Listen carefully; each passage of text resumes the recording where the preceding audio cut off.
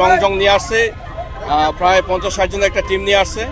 আমরা ওনাদেরকে বিনয়ের সাথে অনুরোধ করেছি যে এখানে চট্টগ্রাম মেট্রোপলিটন অধ্যাদেশের 30 ধারা মোতাবেক যে কোনো ধরনের অবৈধ সমাগম, অবৈধ সমাবেশ, মিছিল, মিটিং, সমাবেশ, যে কোনো ধরনের সমাবেশ নিষিদ্ধ আছে।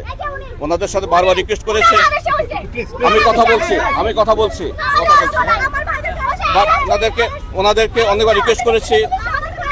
তো আমরা তারপর আমাদের বাধা ডিঙিয়ে, আমাদের পুলিশ কর্ডন ছিল, পুলিশের কর্ডন ডিঙিয়ে ওনারা আমাদের আইনানুগ নির্দেশ অমান্য করেছে, যার কারণে আমরা সেটা নিবৃত করেছি।